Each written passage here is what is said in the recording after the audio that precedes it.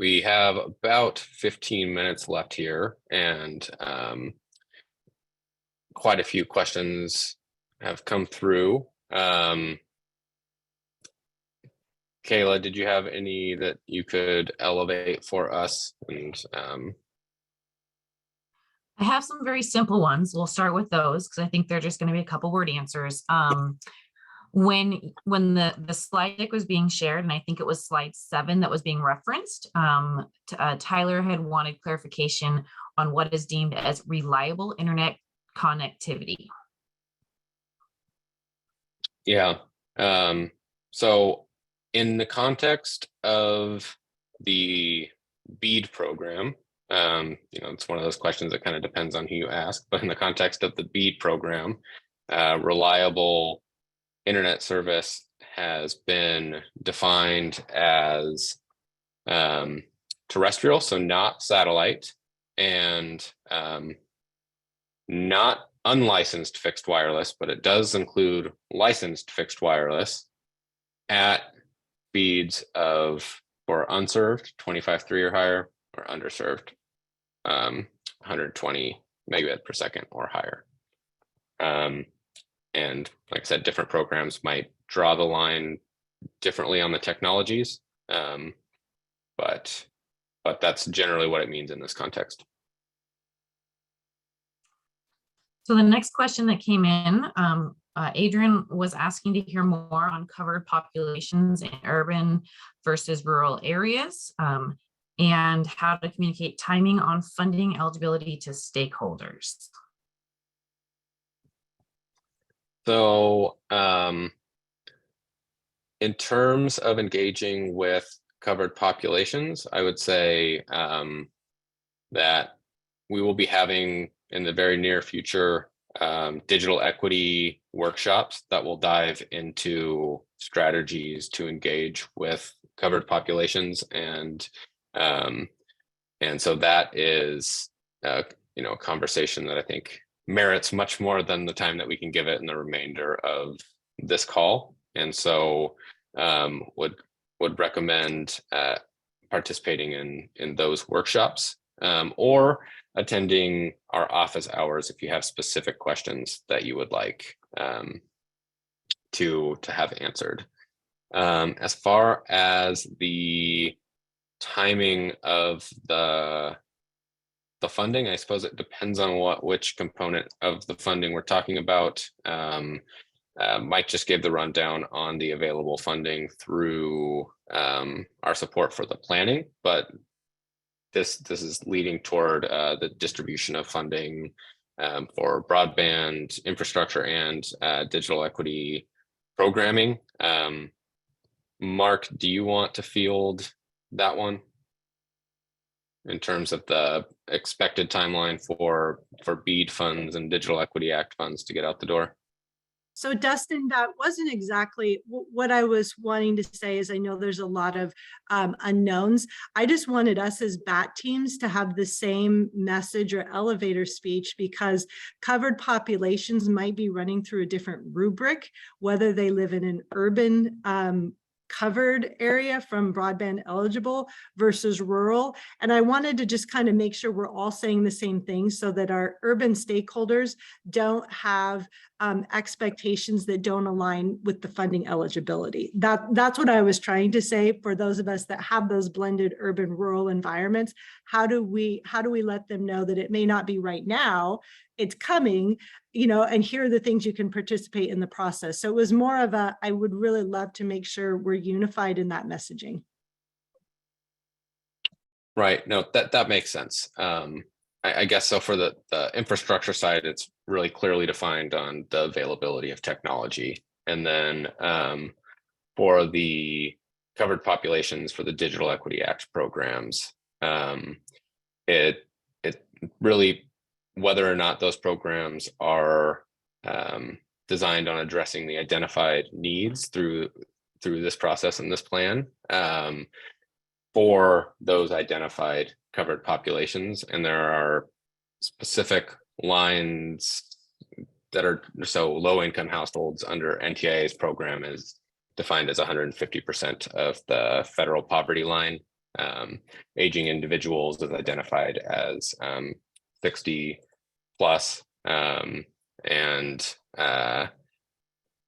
there, are a few more clarifications in there, but all, it's really the eligibility there. And Mark, chime in if you think that anything needs to be clarified further, but it's really whether these and rural populations are included in the covered populations as well. So it's really, whether these programs are focused on addressing those needs of those different populations. No, Dustin, I think you covered that.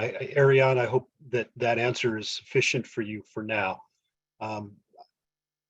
I know that there is, I think there's some uncertainty as we move through this, and some of the, in moving through it, certain things are going to surface, and we'll need to address those as they surface. But I think Dustin's recap is correct, given what is in NTIA's guidance documents.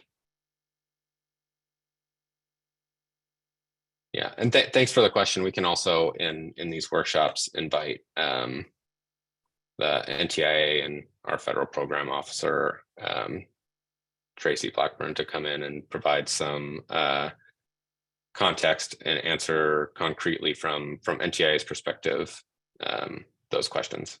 So.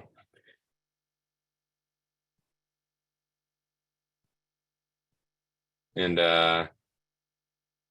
Kayla, what else did we have coming through? So there are a handful more that we may not be able to get to. Here's a question for Nick about the availability of the slide deck that was shared today. Yeah, so this slide deck will be up on a soon to be created events page on broadband.wsu.edu. Also on that page, if you scroll all the way down, is going to be our office hours. They're just going to be Zoom links that you can jump into during those time. Like I said earlier, it's Monday at 9:30 in the morning, Tuesday at 3:30 in the afternoon, and then Thursday at 3 in the afternoon, our first scheduled ones next week. And we'll just keep on putting Zoom links up there for anybody who wants to jump on and, maybe get a question answered about a specific workbook. So. Thank you, Nick. The next 4 questions that came in were specific to Claire Ward's presentation of the interactive map. So Claire, if you are ready to unmute yourself and answer these, I think that we can do this a little bit rapid fire. They're pretty simple questions, I believe. So the first question was, is that internet service providers or community social service providers? I'm sorry, can you say that again? Is that internet service providers or community social service providers? Currently on the list, there's internet service providers on there, but one of the things that you definitely want to be collecting through your local engagements is those social services organizations. And we have some of them already preloaded on here, but we'll definitely need your local take on what's missing. Has similar data collection been done for all state counties, or is this just for Lewis County as a first run? We're developing the base map data for every county. And then these will hopefully, if folks choose to engage in this part of the process, then hopefully they'll get customized with each county. And there was a question about when those maps would be available for folks to view. Yeah, those will be coming out with your BAT launch. When you decide that you're going to be doing this, we'll have your base map ready on that very first meeting to take a look at and start examining if the base map data feels accurate to you, and then start identifying resources that are maybe not listed. And last question that was for you, Claire. Since BEAD funding will allow the FCC fabric, will follow the FCC fabric map, where is the layer showing the fabric identified unserved addresses? That's a great question. So we have the serviceable locations layer currently on the map, and it was just a data challenge, like with the FCC mapping data is so heavy and kind of challenging to take out of their system and put in our own system. So we're still looking at how to potentially bring that on here, but we'll definitely, at the very least, be able to have a direct link so you can jump onto the FCC map and reference it alongside this tool.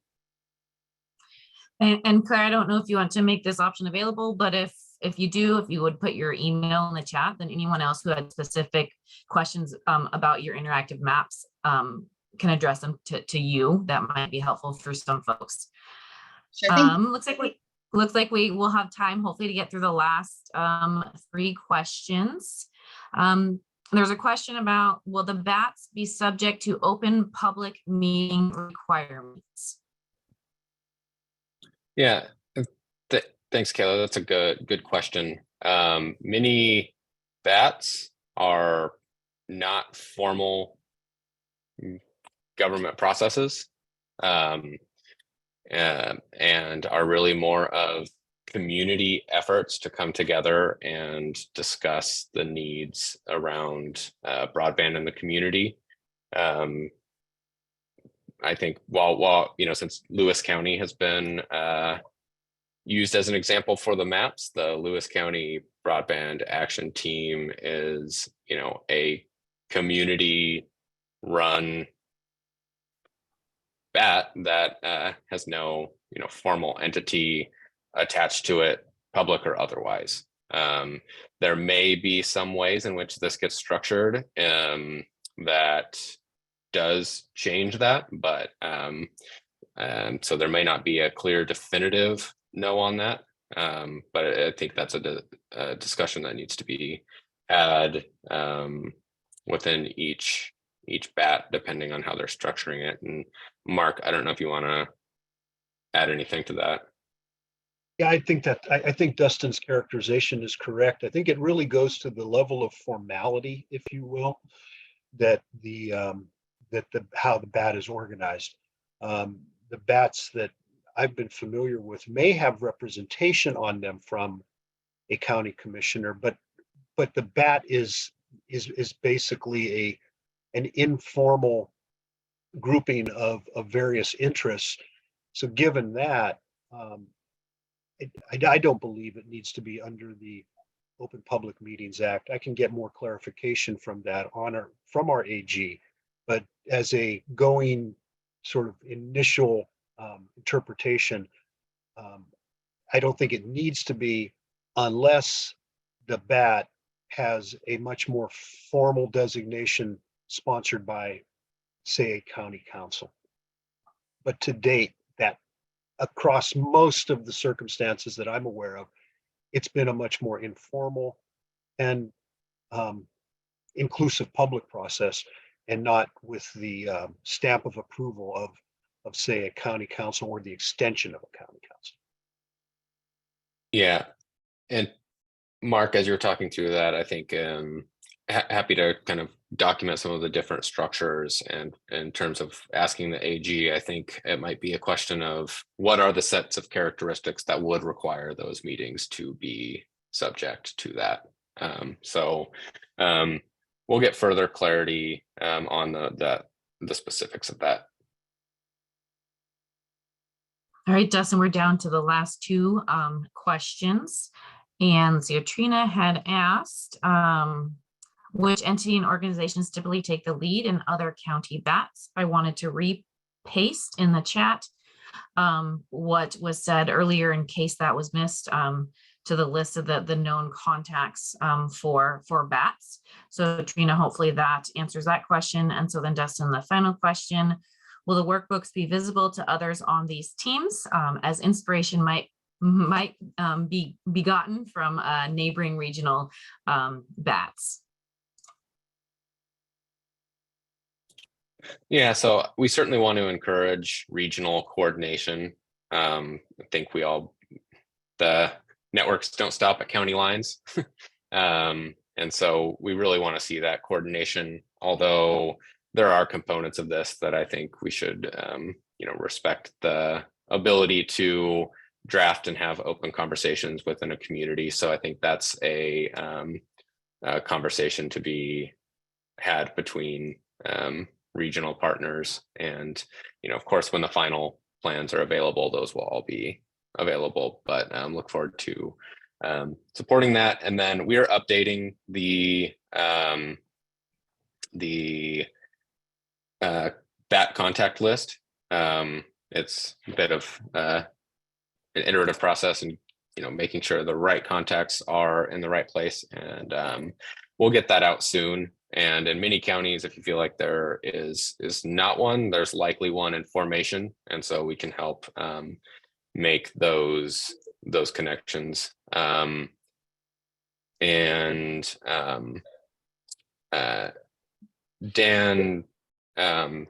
had sent me a message and asked if he could chime in on this. So Dan.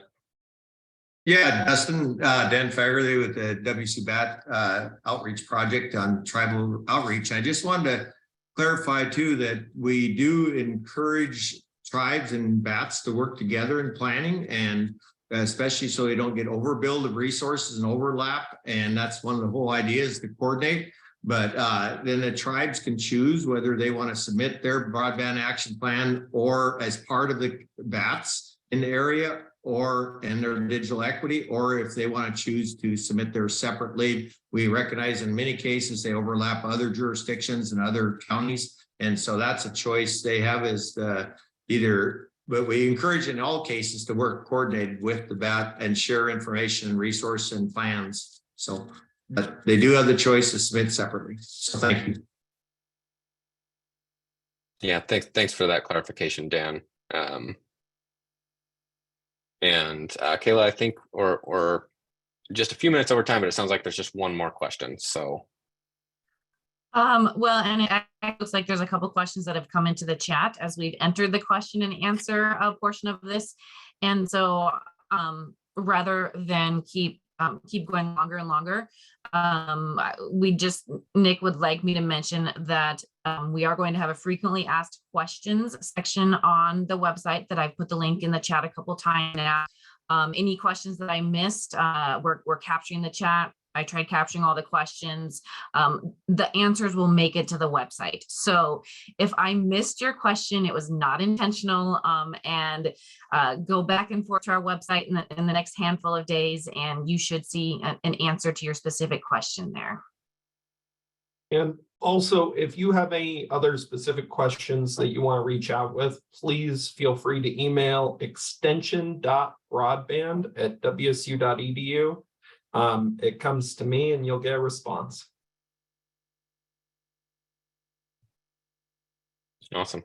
Well, thank you all. Really appreciate you taking the time, and hopefully we didn't leave you with more questions than answers, but we'll look forward to working with you all in developing these plans and building communities around locally driven solutions to broadband and digital equity. So well, thank you all, and if you care to attend again, we'll be having another one tomorrow afternoon, but it'll be the same information again. So till then, we'll see you next time.